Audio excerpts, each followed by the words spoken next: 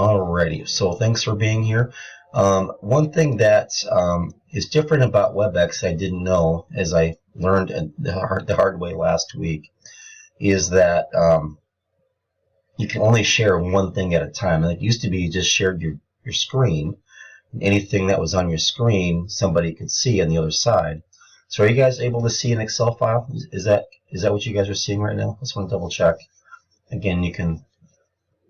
Okay, very good. And so it's just weird now. So anyway, so all I did was I just copied and pasted the questions that I'm going to go over with you guys. Let me wrap this one better, and just into an Excel file so you can see it better.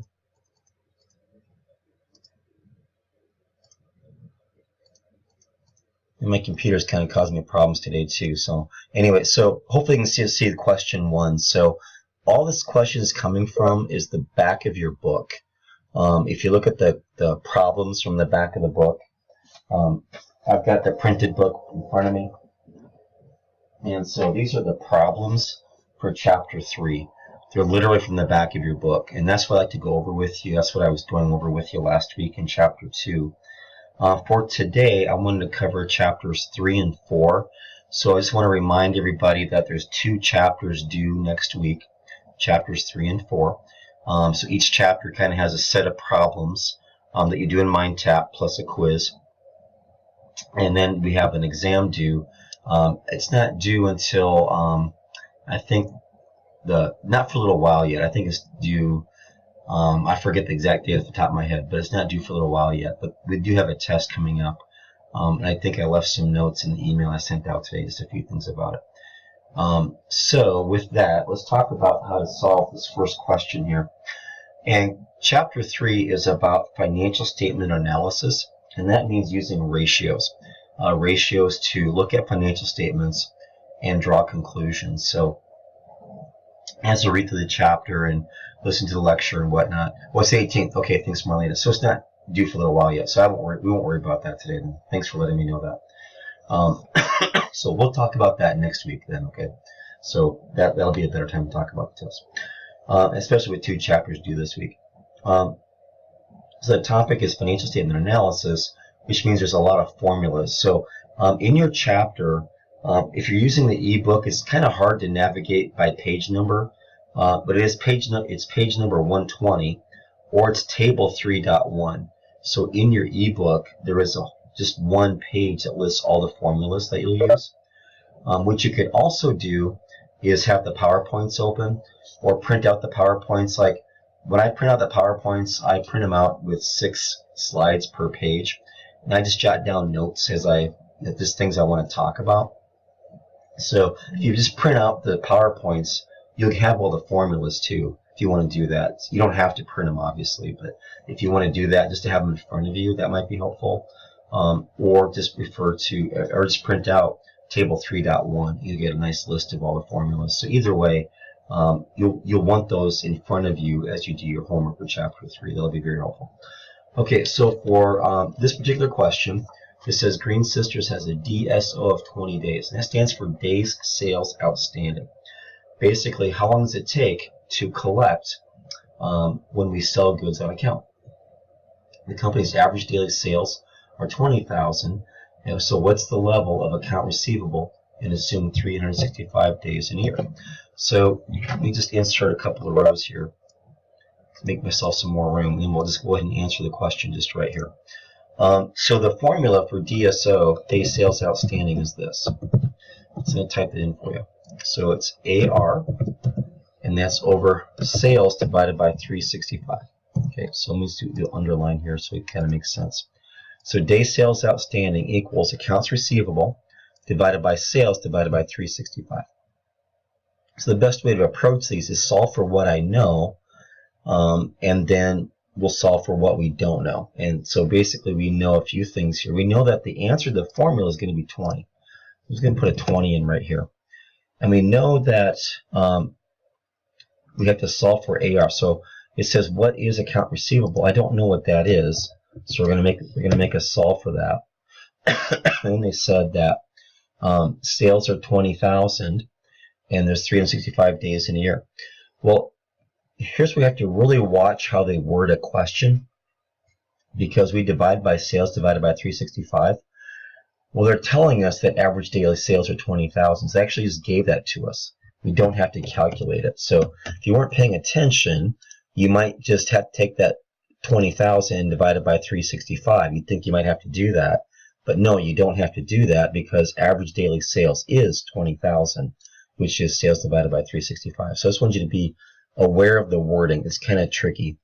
And the formulas, this is the formula to solve for this, but notice what they did is they said the answer to the DSO formula is 20. What's the account receivable? So making us solve for a component of the formula, which is a very common strategy when they do this. So to solve for this, I have to take basically 20 and divide by 20,000, if I do that right. And I probably didn't do that right. Take 20,000 and divide by 20. Let's do it that way. And nope, that's not right. I'm not sure what I'm doing wrong. I have to multiply. That's what I have to do. Multiply to make this work. Duh. There we go. That's the answer right there. $400,000. Okay. I don't know why I was thinking divide. So basically, I need to, if you think of this as 20 equals AR over 20,000, I have to multiply 20 by 20,000 to make that work, and I get $400,000. So my account receivable is $400,000. That's the answer. So that's a common approach to the formulas. They know you know the formulas, so to make it more difficult, they don't just say just plug the numbers and get the answer. They say, well, the answer is 20. Solve for this random part of the formula. So that's a strategy that you'll see quite a bit when you do these problems. Okay, so that was question 1. Question 2 is right here, and again, I'm going to insert some rows just to give us some room to work it. So it says Vigo Vacations has a $200 million in total assets, $5 million of notes payable, and $25 million of long-term debt. So what is the debt ratio? So again, we can just plug in the debt ratio and kind of go from there. So the debt ratio, if I can spell, let me put in equals just so it makes more sense that way. Is basically it's called your it's also called your debt to asset ratio. So you might see it either way. Okay, and that just simply equals this. That equals total debt divided by total equity. Okay, so debt divided by equity. And I'll put an underline here so it makes more sense. So that's my formula. So the only question is, how much debt do I have? And if they showed us a balance sheet, we'd be looking for all the debts. We'd be looking for short-term debt and long-term debt, so it's all debt. So they said there's $5 million of note payable and $25 million of long-term debt. So I can just add 5 plus 25. Now, if I can be consistent with my zeros, I can just put in 5 plus 25 and not worry about all the zeros with it. So I divide that by total assets. And I typed in total equity here. My bad. I'm sorry. I don't know where that came from. Total assets. 200 million. Okay. So I take 30 and I divide by 200 million, and that's my answer. So this one's pretty easy. Very straightforward. My answer is 15%. Okay, so that was number 2. That one was very easy, very straightforward.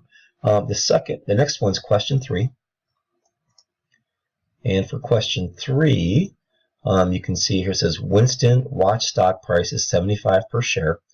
They have 10 billion in assets, 1 billion of current liabilities, 3 billion of long-term debt, and 6 billion of equity. They also have 800 million shares of common stock outstanding. And the final question is, what is the market to book ratio? So market to book ratio. So we'll go ahead and solve for that one.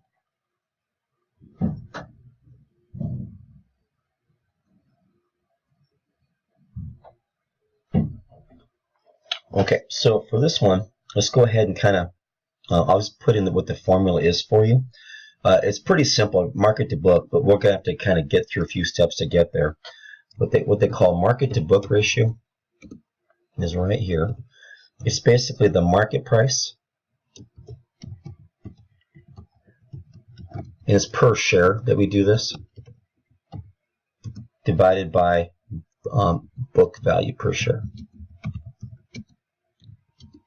So this is the share of stock. So market value divided by book value is the formula.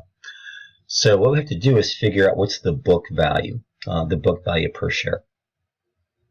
And so one thing you have to kind of recognize to compute book value per share is book value is equity. Okay, so if you can kind of think of a balance sheet and think, what is the book value? Well, that's equity. And so they told us right here we have $6 billion of common equity. So that matters. That number matters. So I'm going to type in $6 billion, which is going to be a really big number. Okay, and put that right there. And let me format that so it's easier to follow. That's $6 billion of equity. And I divide that by the number of shares of stock, which is 800 million. Okay.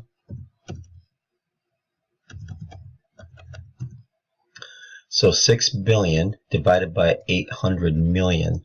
And so this top one's a dollar amount, and the bottom one is a number of shares. So this is equity, and this one is number of shares. So if I do the division, I get 6 billion divided by 800 million, and I get a book value per share of $7.50. Okay. So they told us in the problem, this formula has, or the stock price is worth $75 per share. So I just plug in right here. So the market price is 75, and then the book value per share is that 750 number that I came up with over here. So the answer is just take 75 divided by 750, and I get 10. So basically my market to book ratio is 10.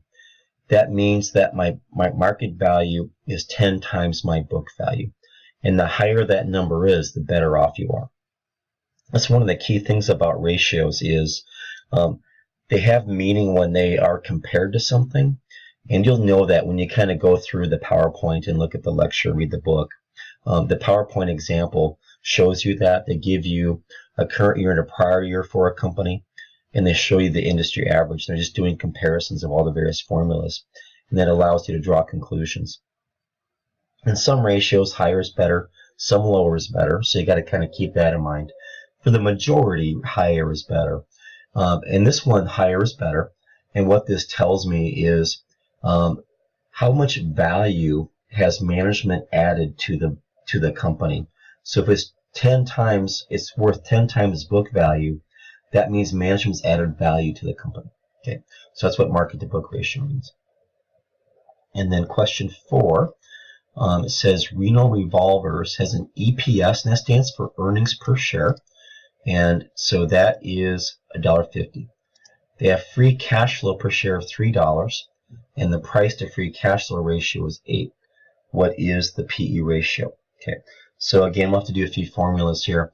But part of the ratios we're going to look at, earnings per share is basically taking the earnings of the company and dividing by the number of shares, and you get how much earnings there is per share of stock.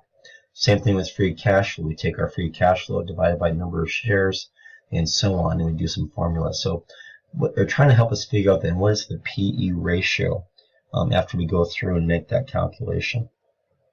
Okay, so I'm going to show you a few numbers here. So P divided by FCF, so price to free cash flow, that equals 8. Okay, when we know that the price of the stock is 3, we know that the price then divided by free cash flow is $3. Okay, so I know that, and I know that equals $8. Okay, so I just know price divided by FCF equals $8. I know that the FCF is 3, and the answer to this formula is 8. They told me that right here. Price to free cash flow is 8. So that allows me then to solve for price, and I can solve for price by taking 3 times 8. So if I take 8 times 3, I get 24. So I can just kind of solve for that by going, if the price was 24 and the free cash flow is 3, I get 8, which is the answer to my problem. Okay, so it's just a little bit of algebra as you kind of go through and solve for these problems. So the answer is the price is $24 is the answer to the formula. Now the last part of it is, what is the PE ratio? And so the PE ratio is price to earnings. So P/E is price to earnings. What is the PE ratio? Well, it's the price of 24 divided by the $1.50 earnings per share, the 1.5 they gave us. That gives me 16. So my PE ratio is $16. What that ratio means is, if I were to buy that stock, I'm willing to pay $16 for $1 worth of earnings. Okay, that's what PE ratio means. And then generally the higher the better with that one. So again, you had to know a couple of formulas to kind of back into the ultimate answer. And that's a very common approach of how they will have you do the problems. But remember, you get the 3 chances. So that'll be helpful. If you just blow it the first time or whatever, you can clearly learn from that mistake that you made and try it again. So the vast majority of problems will give you 3 shots. So as you guys know, you've already kind of done chapter 2. They change the numbers every time you do it, but the concept remains the same. So the good news is, if you didn't quite pick up on something the first attempt, try it again. Try it 3 times ultimately. And the high score wins, so you can't hurt yourself. Your best score will win and be the score that gets recorded. Okay, question 5. It says that Needham Pharmaceuticals has a profit margin of 3% and an equity multiplier of 2. Its sales are 100 million. Total assets are 50 million. What is the ROE? And ROE stands for return on equity. Okay, so we'll have to kind of plug in a few formulas to deal with that one. And so one of the concepts that we look at in the chapter is called the DuPont equation. And the DuPont equation is a way to calculate your ROE, return on equity. So this is my ROE formula using the DuPont equation is made up of these things right here. I'm going to type them all out for you.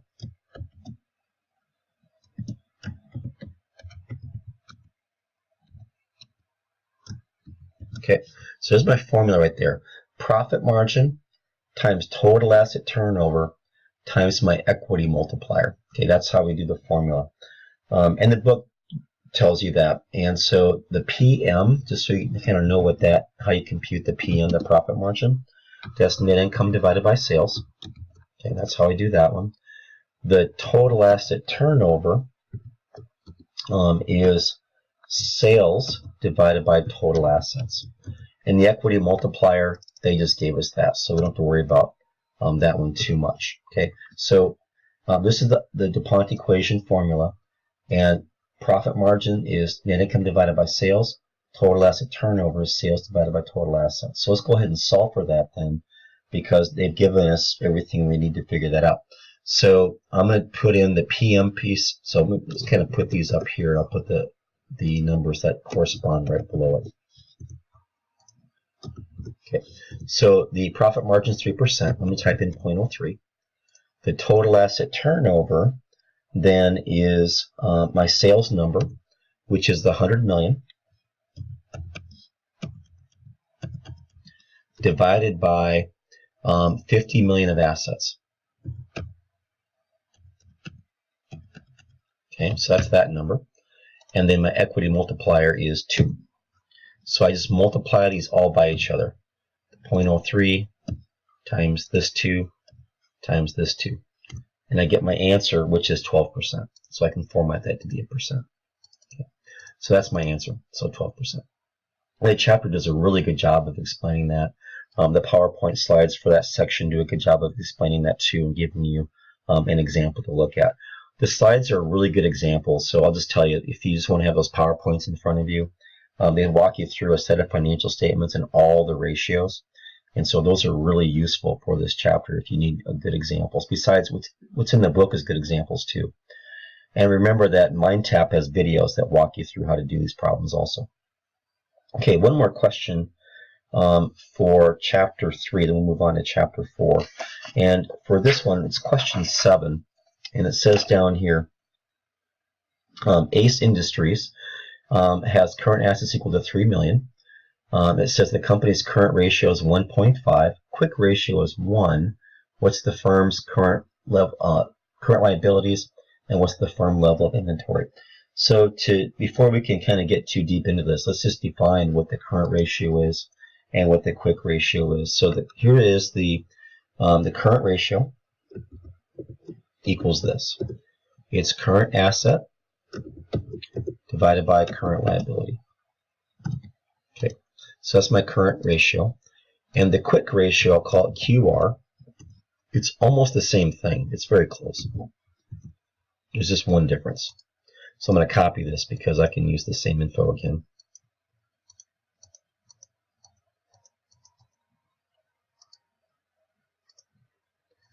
And then do minus I inventory.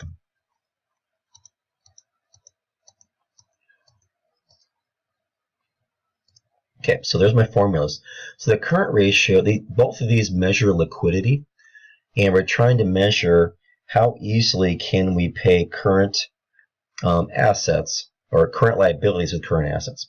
And I should also mention they told us that the current ratio equals 1.5. So the formula is going to turn out to be 1.5. Let me move this over a bit so it makes more sense. And they told us the quick ratio is going to turn out to be 1. So the answer for each ratio is 1.5 and 1. And they told us that current assets equals 3 million. So I'm just going to overtype that 3 million just so you can kind of see the number here. Okay, so there's my 3 million. And so I know that the answer to my current liabilities is whatever 3 million divided by whatever gives me 1.5. Okay, so I can figure that out by doing some, I think that's going to be division, okay, but you can kind of almost imagine what the answer, I know what you can almost do the mental math on that one, and I know what the answer is because I've got the answer sheet in front of me. I'm going to try dividing. Yep, that worked. The answer is 2 million. Okay, so let me show you how I did that again. So current liabilities, to figure that out, what I did was I took the current asset number, the 3 million, and divided by that 1.5, and I got 2 million. And I can prove that by saying if I multiply 2 times 1.5, that should be 3, and it is. Okay. Or, of course, we can just do the math and say, is truly 3 million divided by 2 million 1.5, and it is. So that worked out. Okay. So you just have to kind of know the formula, plug in what you know, and solve for the missing piece. So over here, I'm kind of at the same point then. So I know that my current asset again was 3 million. Okay, I know that. I know my current liability is 2 million. And so this minus this has to equal 1. Well, 3 million minus a million would equal 2 million, right? So that's kind of how you solve for that. So I know my inventory number has to be a million for that to work. So if I just know intuitively that 3 million minus 1 million is 2 million. And it'll work. So that would work. So 2 million divided by itself is 1, which is the answer to my problem. Okay. So that's a very common approach that they will give you to solve for that. Okay, so I just want you guys to see that. But it's really, for the most part, if you have the formula in front of you, it's really not bad. So that's why I keep emphasizing have those formulas in front of you. I'm a big user of 2 screens. I mean, I always have 2 screens. If I'm at home, if I'm in the office I have 3 screens. At home I've got 2 screens. So it's really convenient then because you can have Cengage on one screen and then have your ebook, PowerPoint, anything else on the other screen, and do your homework that way. For me, that's just what works the best for me. That's just how I am in my advanced age, I guess. So let's take a look at chapter 4, and I've got the questions right here again. And this is the time value of money chapter. So for some of you who've recently done the undergrad managerial finance, it's probably going to be like a refresher. For those of you who maybe haven't had time value of money for a while, it's going to be like, oh, I got to deal with time value of money. So let me give you my perspective on time value of money. And my work history is I had about a 25-year career in the corporate world, in financial accounting and in finance, a little bit of both. And I worked for some really big companies and companies that were publicly owned, meaning that they had to be audited every year. So everything we did was audited. So I was very involved in producing financial statements, the notice of financial statements, anything that would be ultimately given to outside third parties. But everything before it was given to outside third party had to get audited. So once per year, the auditors show up and they camp out for a month with you. You get to know them really well.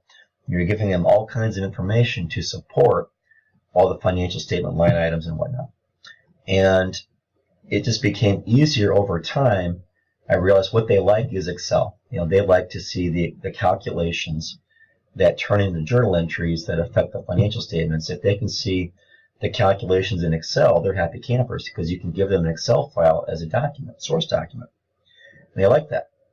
And clearly, we can all do financial calculations on a financial calculator, or using your smartphone. If you have a financial calculator app downloaded, you can definitely do that too. Well, it's hard to audit that from the auditor's perspective. I can punch in the numbers and say, here's my answer. That's not a source document for them. They can't put that in their work papers. They can put an Excel file in their work papers, though. And so basically over the years, I just became more and more reliant on just using Excel to do these calculations for me. So just the more and more I got into teaching finance at USF, the more I realized, let me just make a tool that will help you. And so that's what I've done, and a lot of if you've already used it. But then my other perspective is, I know how the corporate world, the business world works. If you had to figure out a time value money calculation, probably the first thing you would do is go to Google. And you would search, and you might find a spreadsheet that somebody already has built, and they exist, that will do this for you. Or you might find a website that already just does this. You can just punch in the numbers and it spits out the answer. And that's what a bank is doing. If you go to a bank website and you apply for a loan, and they'll do like a financial calculator. It'll say, let's say you're applying for a car loan, and you go into a bank website, and somewhere on its website it'll say, calculate your monthly payment, and you can say, I'm going to borrow $20,000 over a 4-year period, and the bank might suggest a 5% interest rate or whatever it is. You can punch that in. It'll spit out what your monthly payment would be, right? So there's all kinds of websites and existing Excels that do this. And I've been around the business world long enough to know, what do you do when you have a problem and you don't know how to do it? You Google it. You go to Mr. Google and you figure it out, right? So based on that, I put together a spreadsheet, and it looks like this one. So this is the spreadsheet. If you just open it by yourself, it's in my.usf. It's under handouts under week 3. Okay, so just go to my.usf, our class, look at handouts, and look at week 3, and you'll find this Excel file. And what you should do is save this to a hard drive or a flash drive. Just save this somewhere where you can regularly come back and use it. I've had students tell me they use this in their business dealings all the time. So just save it, and remember that there's always a fresh one on my.usf. And the way this works, anything that's in blue, that's an input. So blue just means input. Anything that's in black is a formula. And I built these formulas. You could accidentally overwrite the formula, and that's fine. You can always hit undo if you messed it up. Or you just go open a fresh new copy of this from my.usf, and you've got it. But I just want you to see how it's organized. So it's time value of money deals with present value and future value. And we look at present value and future value of an amount, ordinary annuities, and annuity dues. And that's what this does. So I've got present value ordinary, present value due, future value ordinary, future value due, present value of an amount, future value of an amount. And then you can solve for missing pieces. Like I can solve for the number of years to accomplish something. I can solve for an interest rate. I can solve for a payment. And the last one is that I can solve for the effective annual rate. So those are kind of all the little solve fors. So I recorded a video that'll kind of walk you through how to do this in addition to what we'll do today. So that just the chapter lecture video walks you through how to use this. But we'll use it today as an example. So let's go ahead and start looking at some of the problems here. So problem 1, and again, these are just the problems right from the back of chapter 4. exactly like you'd see from your ebook.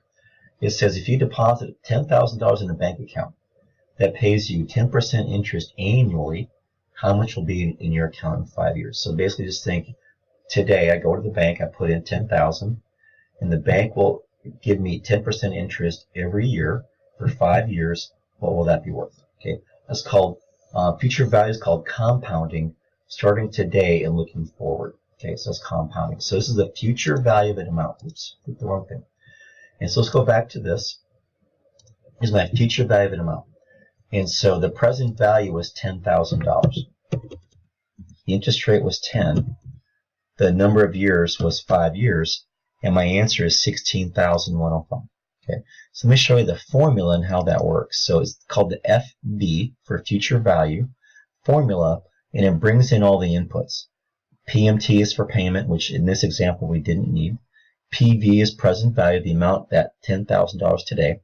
I is the interest rate, N is the number of years. Okay, so I just plug those in, that's my answer.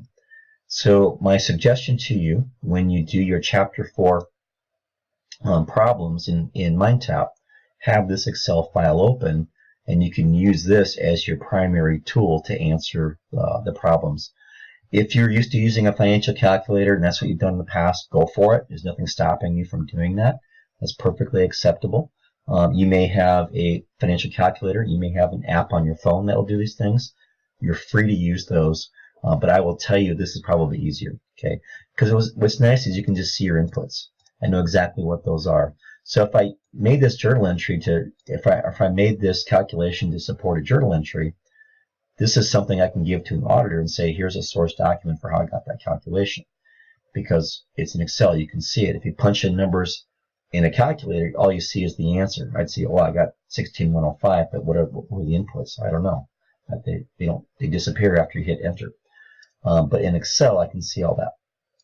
So the FV formula is the key that we're using here. Okay, so that was question 1.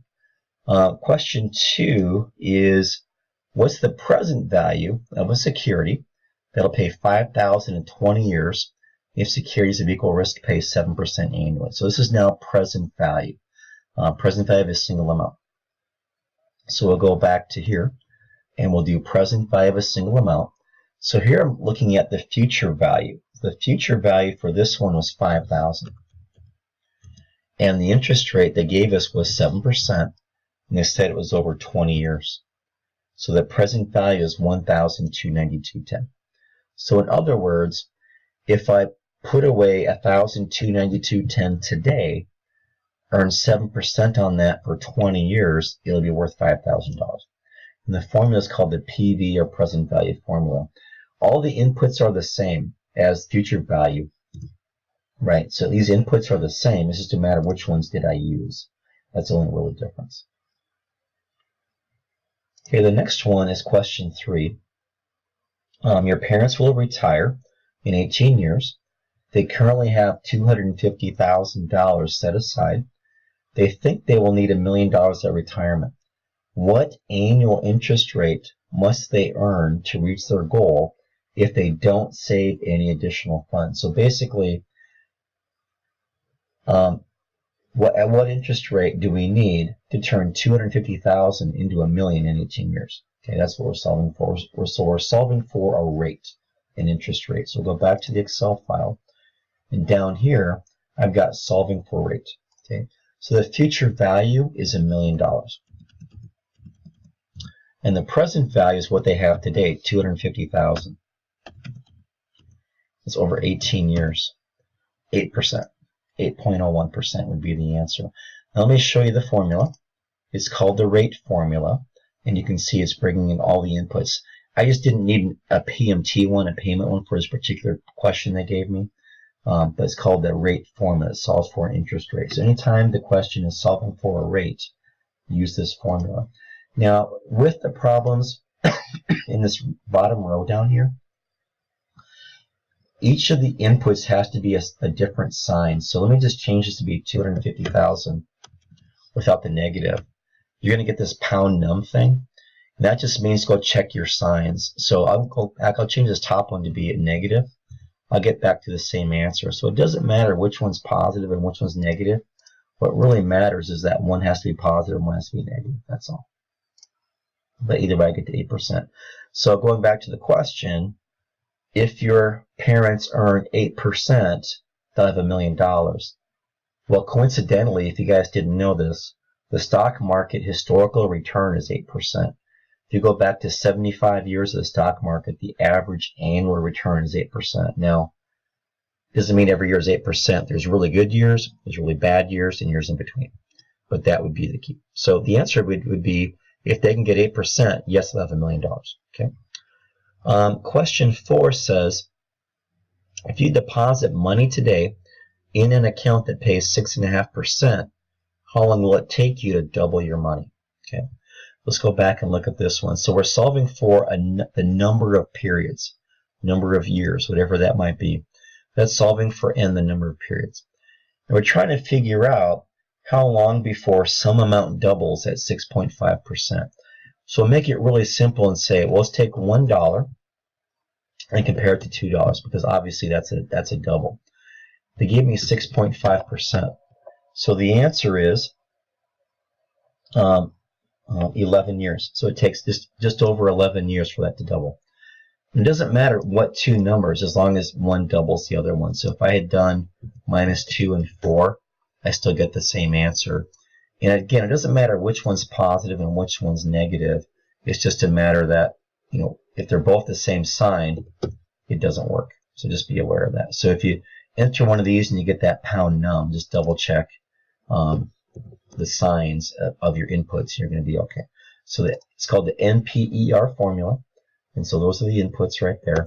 And it says basically in 11 years. So at 6.5%, an amount will double in 11 years. So think about a question in business, how that might come up. So maybe you are a store manager and you're trying to figure out how long before your sales will double. And you look back at your history and go, well, my average annual increase in sales is 6.5%. So if you figure, well, that trend should be the future also, you'd figure out, well, my sales will double in 11 years, which might be a depressing thing. I don't know. But just knowing when an amount will double might be a useful piece of information to have. Okay, so that was question 4. Let's take a look at question 5. Now we'll get to the annuities. Okay, so an annuity is a series of equal payments. Okay, so to be an annuity, it has to be the same dollar amount paid every period. Okay, if that dollar amount changes, it's not an annuity. So that's for one of the key things. So it says that you have $42,180.53 in a brokerage account. You plan to deposit an additional $5,000 at the end of every future year until your account totals $250,000. You expect to earn 12% annually. How many years until you reach your goal? Okay, so that's the key year. So we are still solving for n, the number of periods, but now we're kind of wrapping an annuity into that calculation. So we'll go back to here, and we'll do this solve for n again, but this time I have a payment. And when you have a payment, it's best to enter that as a negative. That's just going to make it easier. So the present value is the amount you have today. We have that $42,180.53. I've got that amount today. And I want that to grow to be $250,000. Okay. And the rate of interest they gave us was 12%. Okay. So I just want to make sure everybody sees what I did here. So let me go back to the question. Okay, so you have $42,180.53 today. Your plan is to put $5,000 into that account every year until you have $250,000, and you're getting 12%. So the question is, how many years until I reach my goal? Okay, so $5,000 payment, the $42,180 that I have today. I want to get to $250 at 12%. In 11 years, I'll have that amount. Okay. In 11 years, I'll have that money, or have reached my goal. All right, the last one then, actually, no, I'm sorry, it's not the last one. Number 6 is future value ordinary annuity versus annuity due. And so the PowerPoint does a really good job of explaining this. It has a good picture in it. But this is about the timing of the cash flows. In ordinary annuity, the cash is received at the end of the year. In annuity due, the cash is received at the beginning of the year. So when you get the money today as opposed to a year from now, that money's working for you longer. Okay, so annuity due, I get it today. Ordinary, I have to wait a year to get it. So the question here, what's the future value of a 7% 5-year ordinary annuity that pays $300 per year? And then what is that same amount being an annuity due? So we'll go back to the Excel. This is future value of ordinary and future value of an annuity due. So the payment was $300. And this was for 5 years. And the interest rate they gave us was 7%. Okay, so I get 1725.22 for ordinary. I do the exact same numbers for annuity due. And I get a larger number, 184,599. Let me show you the formula for this. So it's still the same future value formula, but there's one little extra thing in here. This 0 that's right here, that stands for the type. Okay, that 0 stands for type. And that's Excel code for ordinary annuity. 0 means ordinary. Okay, if I go down here and type, double click on this formula, there's a 1 right there. That's the type. And now that 1 tells Excel this is an annuity due. And so notice that this number is larger, 1845 versus 1725. So when all things are equal, the annuity due will always give you a larger amount than the ordinary annuity. It will always work that way. Okay, so watch that, because you will get a question or two. You're going to have the exact same inputs. They'll tell you what's this dollar amount for ordinary, what's it for annuity due. Same thing, they'll do the same thing for present value, and it will always work out that the annuity due, both on future and present value, will be higher than the ordinary annuity when all the inputs are the same. The last one is annuity payment and EAR. So it says you want to buy a car, and a local bank will lend you $20,000. The loan will be amortized over 5 years, which is 60 months, and the nominal interest rate will be 12% with interest paid monthly. What's the monthly loan payment, and what is the loan's effective percent? Okay, so there's a couple things in play here. We'll go back and we're going to solve for a payment. And so one of the formulas that's left here is this one right here. We haven't looked at this one yet. Solving for the PMT. Okay, so we know that we're borrowing $20,000. And the interest rate that we're using is 12%.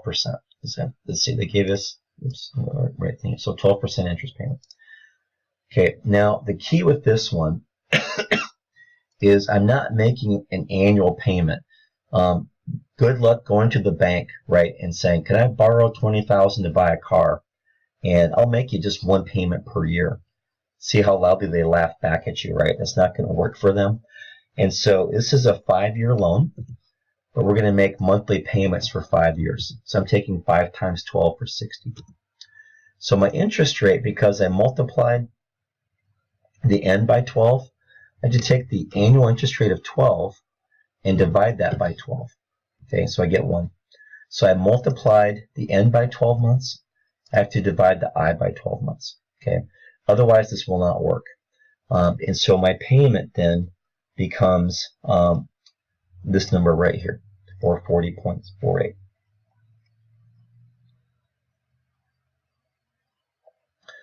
And then I want to talk about what they call the effective annual rate. So I'm going to put in 12. I'm going to put in 1. And, excuse me. So the effective rate is the true rate used to make a calculation. Like a bank may advertise, well, obviously a 12% car loan is not a bargain. That's a really, really high car loan. But imagine you saw a billboard driving down 41st Street, and it says, at Wells Fargo, we have a 12% car loan. They would never advertise that rate because that would not be a good rate. But if you saw that, if that 12% was stated, there'd be an asterisk and fine print. And the fine print would say, well, that was the annual rate, not the effective rate, because your car loan is going to be based on 12 months. So the effective rate is going to be based on 12 months, which is now 12.68. So that's what they talk about being the effective rate. So it's called the effect formula. This is taking the compounding into account. So the compounding works like this. Annual is 1. Semi-annual would be twice per year. You get 12.36. Quarterly would be 4 times per year. You get 12.55. Monthly would be 12.68. And you can actually do daily, which is 12.75. Okay. So you have a few questions that'll deal with that. So just use this one right here, the effect formula. Okay. So with chapter 4, this Excel file is your friend. So just again, go to my.usf in our class. Go to handouts. It's down in unit 3, week 3 of our handouts. And just save a copy of this thing to a flash drive or your hard drive, and you'll be good to go. Okay. So that was it. That's chapters 3 and 4. That'll get you rolling for sure. This stuff is due on Tuesday next week at 6 p.m. And next week I'll talk about the next test. So thanks, Marlena, for reminding me about that test. I don't know why I was thinking that test was due this week. There's another class. I got 2 classes jumbled in my mind, which I do that frequently. First world problems, right? Any questions for anybody? Just to be clear, did you say both chapters 3 and 4 were due this week? Yes, correct. Both 3 and 4 are due this week, yes. So this week is a 2-chapter week. Okay, I was under the assumption the syllabus said chapter 3, so maybe I went the wrong. I'm sorry, it is chapters 3 and 4, though. It is chapters 3 and 4. Okay. So the syllabus might be wrong. I'm sorry if it is. It is 3 and 4. Okay, thank you. Yep.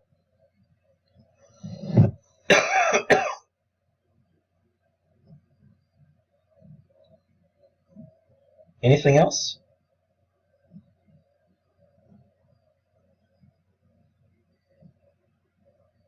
Thank you. Hope you feel better. Oh, thank you. I feel okay. Just my throat does not. It's not cooperating with me. Okay. Thanks, everybody. If you have questions, always feel free to email me, text me, call me, whatever you need to do. Thank you. Thank you.